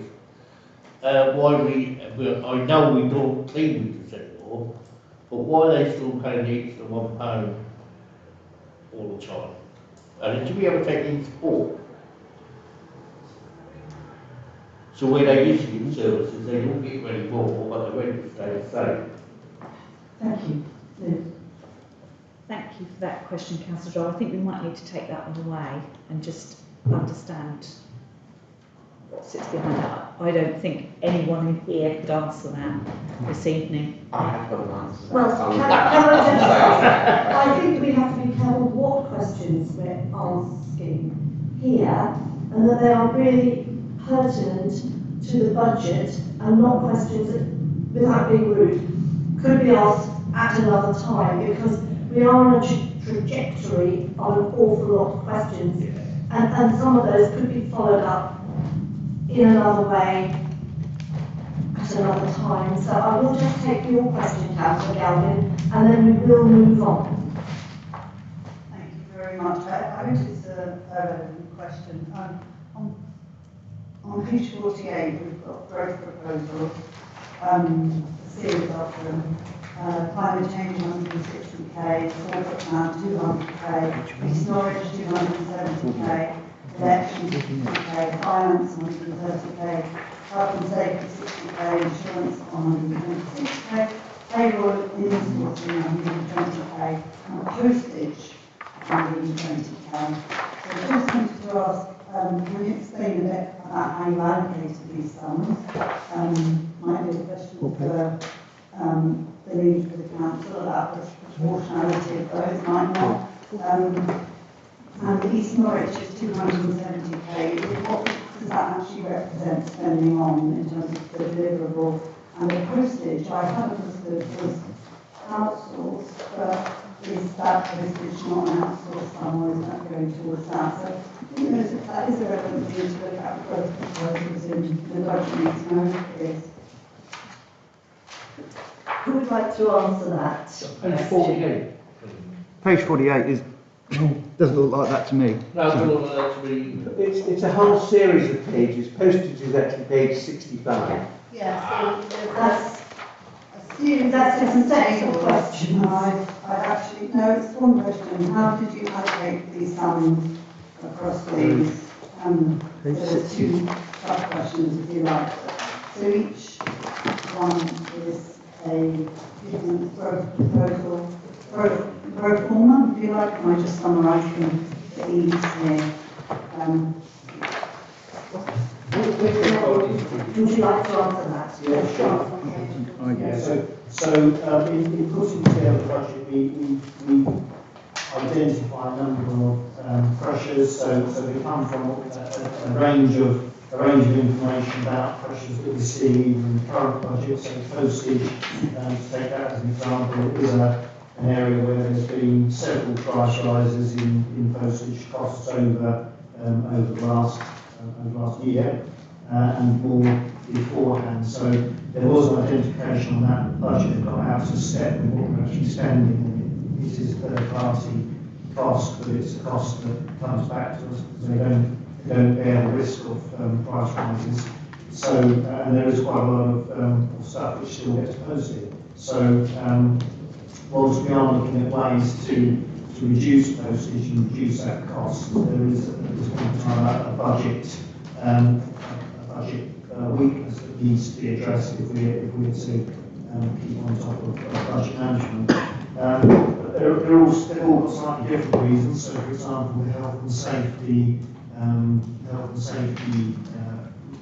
proposal came out of a recommendation from the Health and Safety Board, where a range of issues which were needing to be addressed urgently and as a priority, identified that there was a need for us to make more resource available in that area that has come from the Health and Safety Board. And so, again, they are part of the budget because they are areas where we believe the budget should be enhanced to meet these costs, to avoid either budget failures or other areas that would have health and safety implications in that case, to address those issues. So there's quite a lot of thought goes into it from that point of view. Some of the other areas, so again, East Norwich, which is one of the larger ones, is a priority where we're keen to engage with Homes England, particularly and developers to deliver regeneration on that site. It makes sense from a financial point of view because of the impact that it will have on our council tax base and our business rate tax base as well. It's obviously a very significant scheme, and we're one of a number of partners that are involved in that. But it's getting to a stage now when to make that happen requires some investment. So at this point in time, it's a recognition that if we're going to treat that as a priority, we need the resources to take that forward. So hopefully that the individual pro formas give you a bit of a pen picture of where it's coming from, but it is part of the budget and therefore capable of being debated and cut in different ways if that's not what the council collectively believes. Thank you, Lou. Thank you, and thank you, Chair. I won't take up too much time. And just to take members of Scrutiny back to Nev's original, his presentation at the beginning, that strategic approach we've taken this year is that we are focused on the corporate plan, the development of the corporate plan, and the way that budget setting has been approached is to give us the time to consider the outcomes that come forward through the corporate plan development. So the growth areas that you see in here are those that we are proposing because we know there are pressures, as Neville's explained, and there are particular areas where we need to address those. But our plan is that once we've got that corporate plan in front of you, once you've approved it, that then we look across the whole organisation at how we reshape and realign our budget, our resources to deliver those priority outcomes that we agree in that corporate plan. Thank you very much for that. And we will move now to section 4, please, Neville. And that's capital and commercial. Thank you. Lovely, thanks. You can start to accelerate a bit here. So the capital programme, again, following on from what Lou said, this is another area where we've taken an approach of saying what's in the capital programme at this moment in time needs to be looked at and rephased. We've added very little capital expenditure, and we've added the levelling up funding, bid money, and some other areas which are funded by Section 106 resources. But apart from that, we've left the way clear to identify through the new capital governance process and bring back to members where the investments need to be made.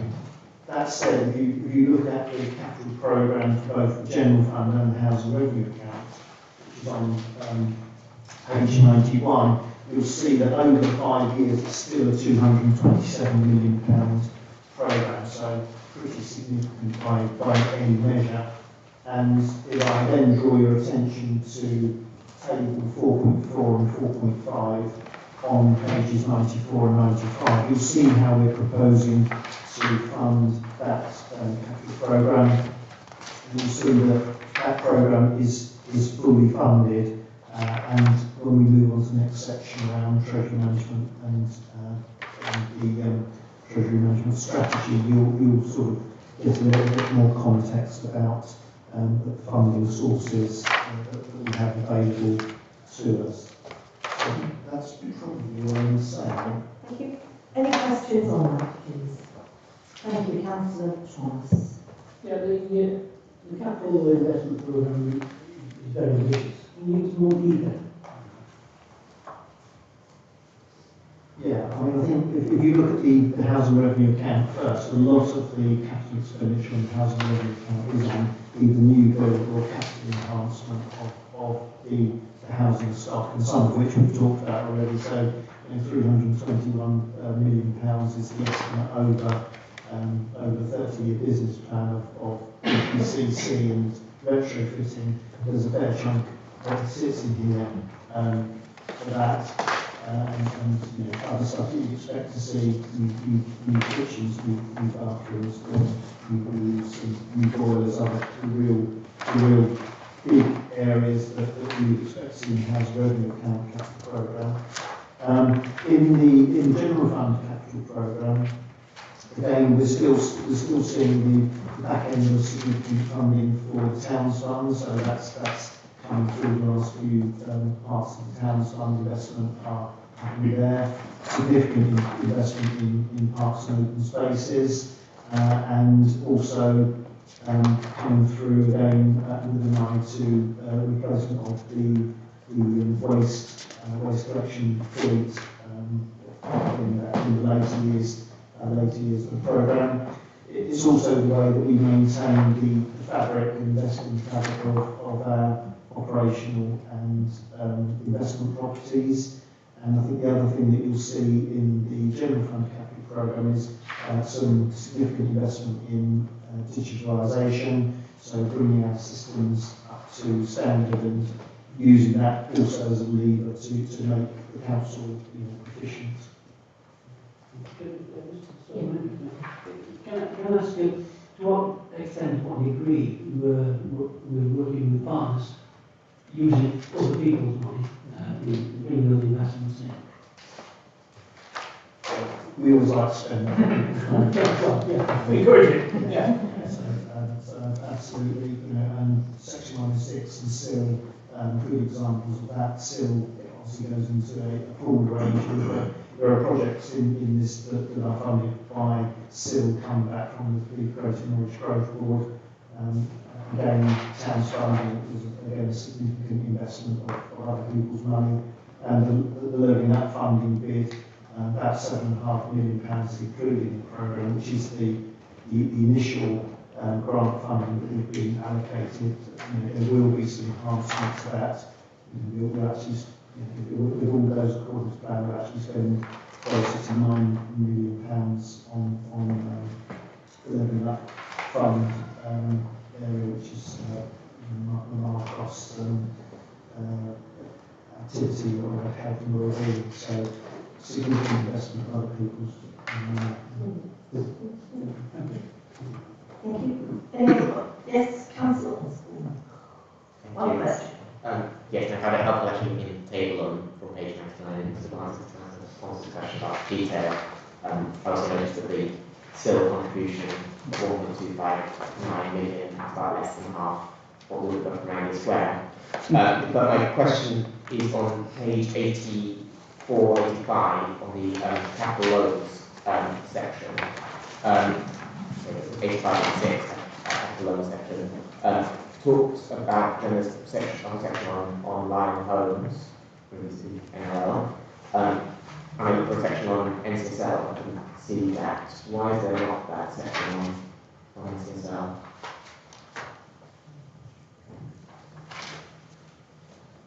If we go to paragraph 4.2, or for 4.20, you'll see a reference there to the outstanding capital loans that we have with NCSL. Yeah, but then on page 86, there's a whole sort of section on line homes explaining the context around that loan to line homes and line homes business model, and how the company will repay that loan to City. So I'm looking for a similar thing for NCSL.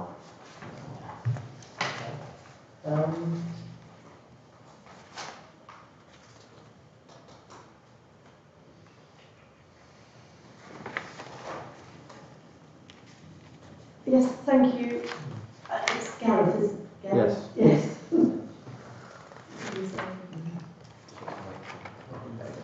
Yes. The answer is simply the fact, if you look at line homes, what it's there to do is deliver capital investment, broadly speaking, and it's have much larger sums of money. That's why, in practical terms, it is going to be in here, because it will be a significant driver of the capital growth in the future, whereas NCSL is primarily about revenue, working capital, staff fund loans. There is a capital element for the equity, but broadly speaking, it's not going to be delivering homes. That is a fundamental difference, whereas capital is looking for a large-scale investment. NCSL is relatively quite small in this context. Just to go back, just so I can understand, obviously line loans loan is 6.15 million, the city count, the NCSL one is 2.24 million, so it's not that big a difference. Different context. It's about delivery of capital investment fundamentally. And that's what this section is about. It's a business model. This will be, in theory, line homes could be delivering more significant capital investment in the future. Whereas NCSL is about repairs, maintenance, it's about it's ongoing, it's a very different style of model completely. If, for instance, you were to basically, if we had another company, it was just basically just doing, I don't know, IT equipment refreshers, we'd probably just be paying it through a working capital loan as well, all these things that wouldn't fall out it. I hope that's helpful, but we can get more details if you're curious. I think in general it would be helpful to have a bit of a section on NCSL in the budget payments anyway, because it's a very sizable chunk of the council, not only capital, but the revenue that we pay on the contract, so it would be helpful to have an explanation of how it works. And perhaps that's a recommendation that could go forward for us today. Hopefully we'll have time to address those recommendations this evening. So we will move on to section 5.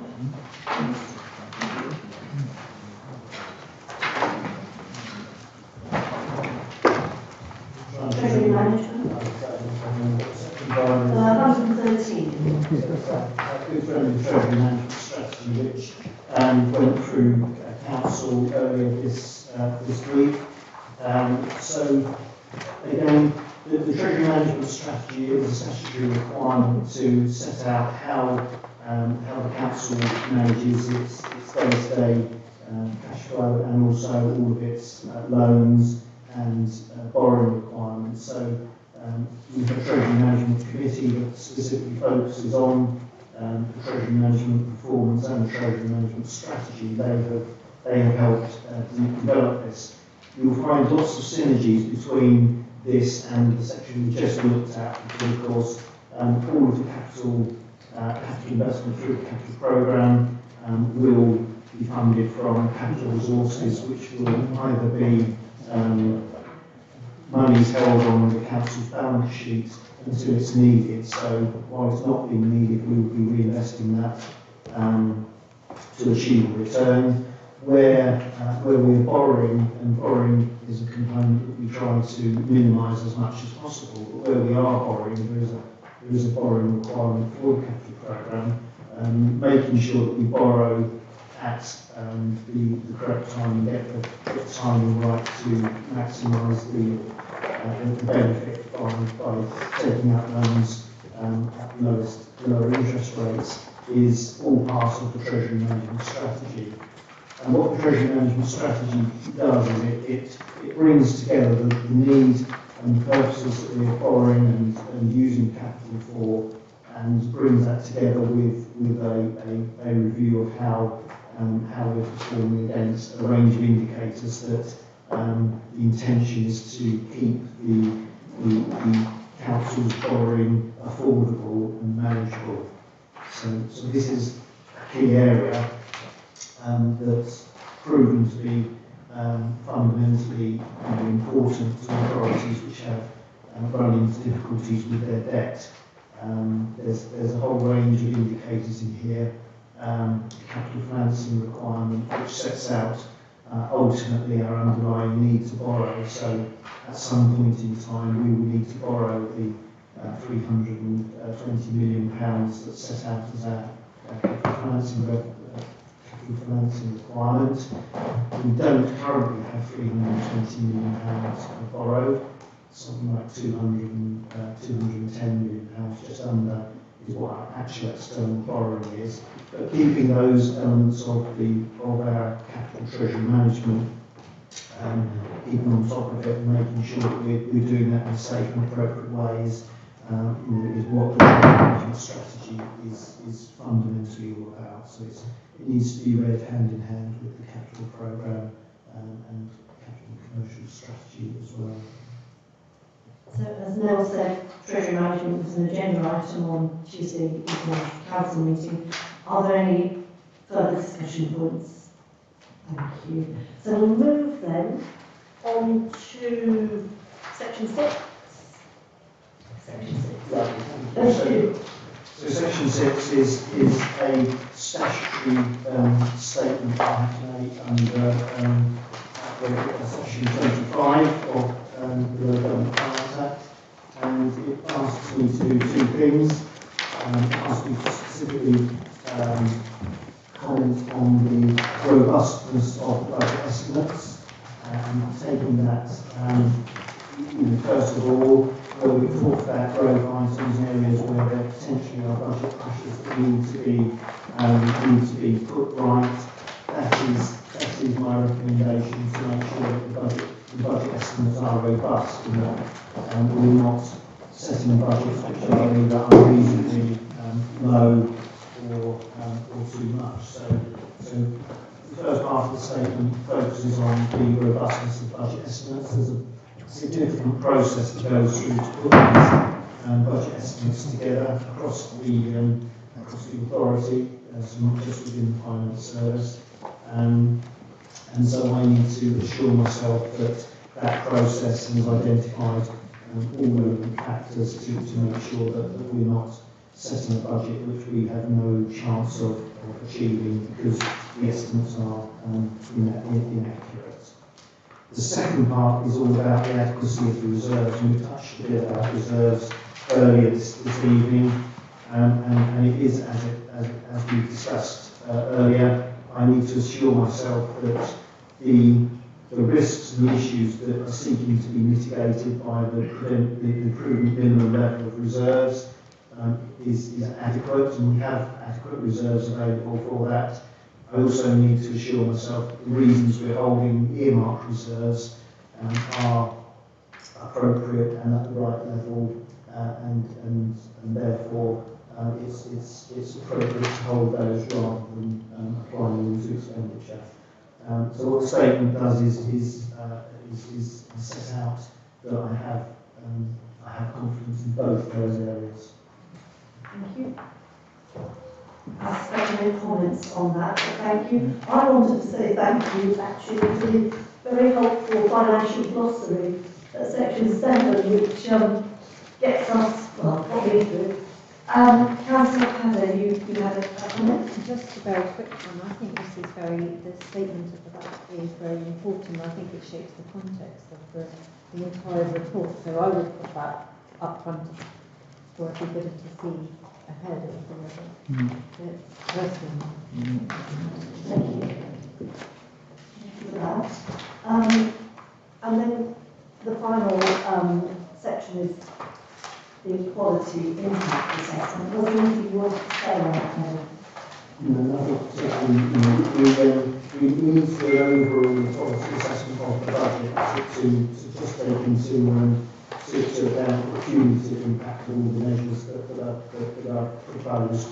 In other years where there are detailed savings proposals, we do that as a whole, but individual savings proposals will have an EPIA at the point that they will be proposed for implementation. So this year it's very much about the overall impact of the budget. Thank you. So, thank you for presenting the report and answering all the questions, which have been many and useful. If I'm understanding things rightly, this is the point at which we have some recommendations to go to Cabinet. And Councillor Osborne, would you like to kick off, or do you have another point? So don't encourage him to kick off. No, maybe that was wrong terminology. Sorry. Councillor Osborne. Always capable of kicking off. I've got recommendations on consultation specifically. Specifically, I think it should be when you go on to the consultation, get to Norwich, you have to register with an account. I spoke to people who said, oh, I just didn't want to do it, I just didn't put in the consultation. So if it's possible to remove that requirement to fill in an account, and then you put the sort of demographic profile questions into the body of the consultation, so you don't have to do it by the ordinary thing.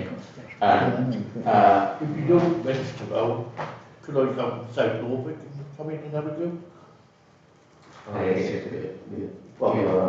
You wouldn't know what I am? Yeah, Why not register? I think we do need a clear statement of intent to consultation, as I referred to earlier, saying what the purpose of the consultation is, how data will be used, and what the outcomes of that consultation will be. It's a really important point. I think that consultees, the people who respond to the consultation, should be responded to, saying this is what we've done with your response. They're taking time to fill in the consultation, it would be helpful to respond to the manage to all these questions. Thank you. Councillor Galvin, followed by Councillor Fox, and then Councillor Padder, please. Thank you. Yeah, followed by Councillor Oliver. Thank you. We have over the past few years, at least 3, asked for this consultation scrutiny, this consultation process to be improved as part of this budget scrutiny. And it's always going to be, and now we're looking at a 0.2% response rate for our population. It's crashed, and every year it's been like, what would be better? It's kept all units. So I really think this is very important that we go through. I really do hope that we're not sitting here next year, because it's not acceptable at all. And if I was taking a decision on this that's what I'd be doing, just to answer your earlier question.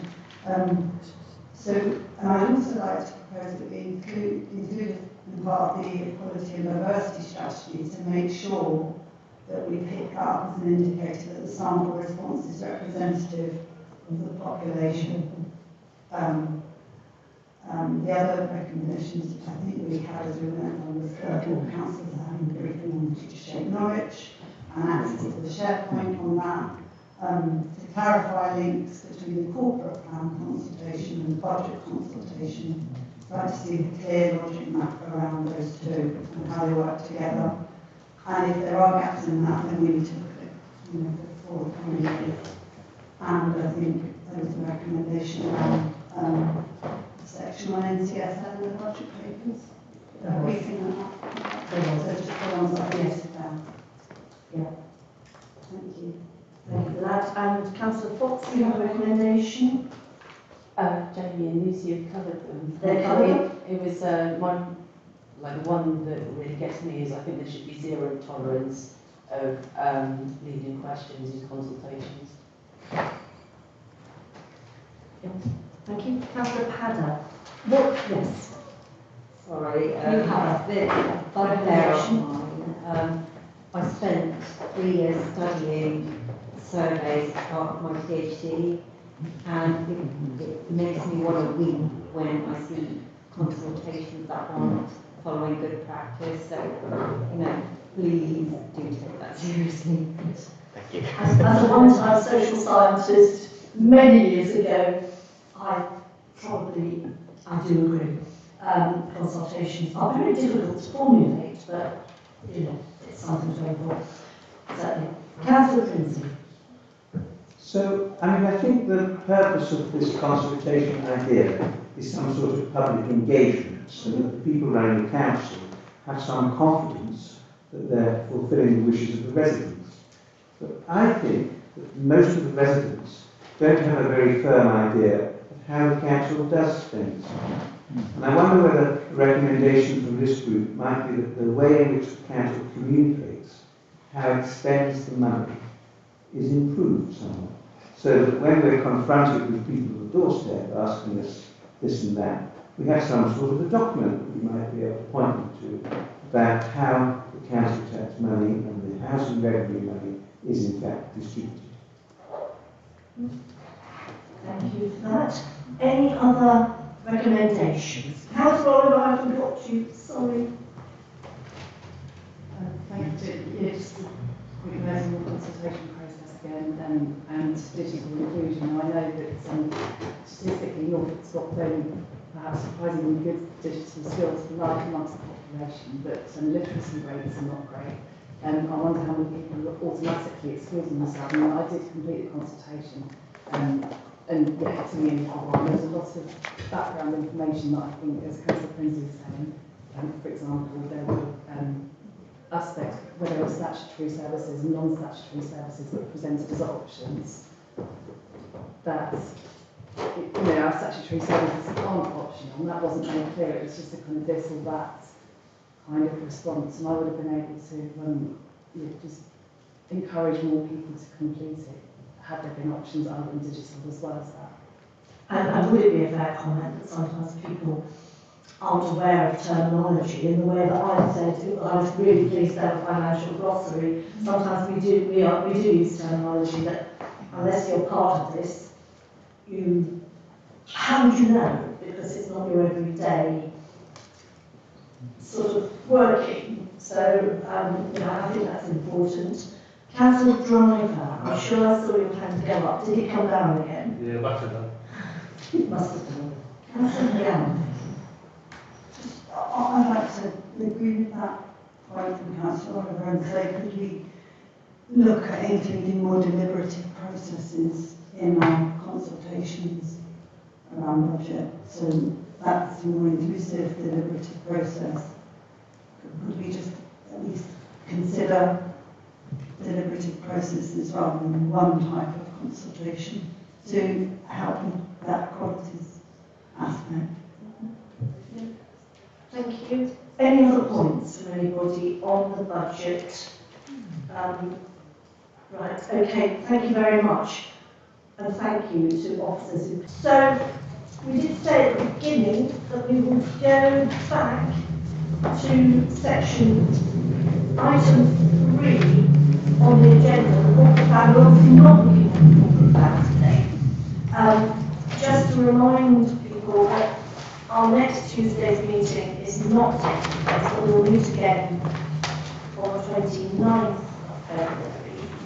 I don't know if this is the right moment to invite any comments on, reports and so on and so forth, and whether reports are forthcoming, whether this might be the moment to just address that issue so members feel they have the opportunity, perhaps while Lou is here, to say a word about reports.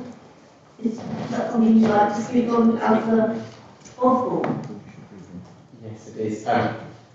Yeah, I mean, I think we've spoken previously before, and generally there was a feeling that council didn't use enough time to read the report. So what happened last week with the report coming out 2 days before the scrutiny ability to do the scrutiny? I hope that that's sort of been made already. My main concern with the report from last week was that the presentation was thinking about data capability. If we've got that data capability, we should be able to see the data. We should be able to see also the outcome metrics for Norwich. So I guess what I'm looking for in scrutiny is always what are the metrics that we're looking at, how are we measuring performance in all scrutiny topics, and those should already be there. It shouldn't be additional work for officers to produce those and then put them into a report. They should already be. They should know what they are, I guess. So that's what I'd like to see. I think that's possibly slightly separate to the corporate plan and what I think. Well, I guess we'll see what KPIs have we got into sort of measurement of the corporate plan. But generally, all the things we report, we want to see the metrics and all topics. Thank you. Would you like to reply on that at the moment? Or? Thank you, Chair. If I could just say that, yes, the comments that were made by Scrutiny at the last meeting have been conveyed to me, and we have met as a senior team, completely take on board the comments that were made, and we will ensure that reports are reviewed in a timely manner and they contain the information that you need to fully consider them. Thank you very much. I think that is reassuring for members. I can see Councillor Driver, did your hand go up? Yeah. Councillor Oliver, I know yours did. I'll just take a few comments on this before we close the meeting. It's good to hear what the Chief Executive said on that, because I think we all had to do last week. But I was just going to touch it Graham mentioned about the timing. And if we got next Tuesday's meeting, which has been cancelled on the 3rd of February or whatever it was, is it too early to ask for it to be then, because we've got something like diary to put this up for that 1.5 days or not? I think it possibly is slightly too soon to do it, unfortunately. Apart from anything else, I was actually looking at broadening that session about the data and how the data capability to all members, not just. But we will have that before that comes back through. That's the intention, certainly. It needs to happen before effectively you do that.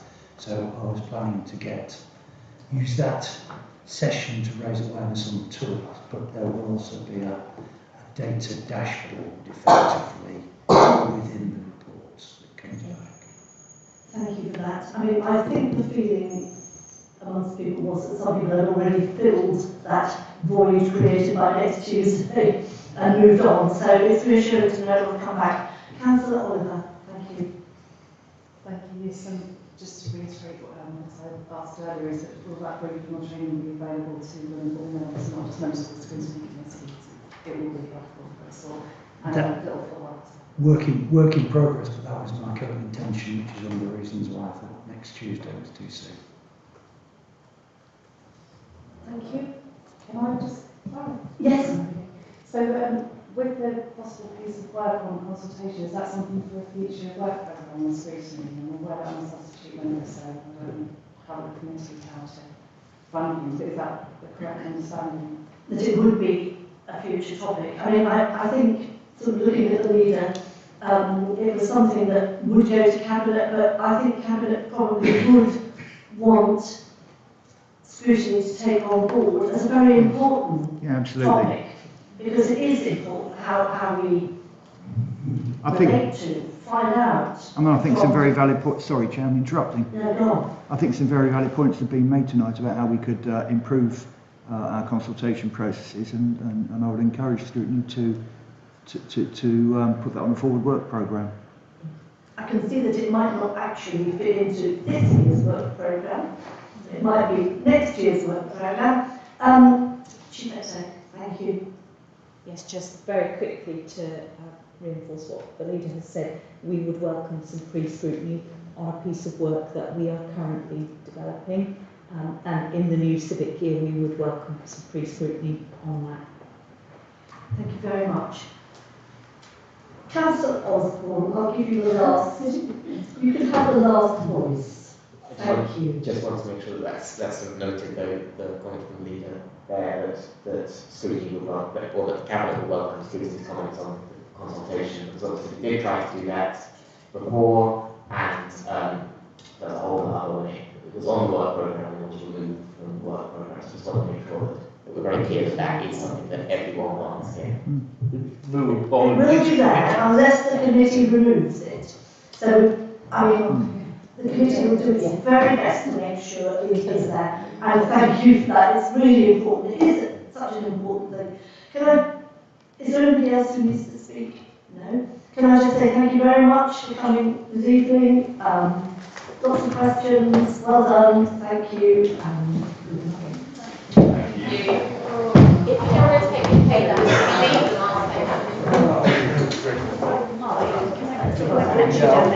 Jamie just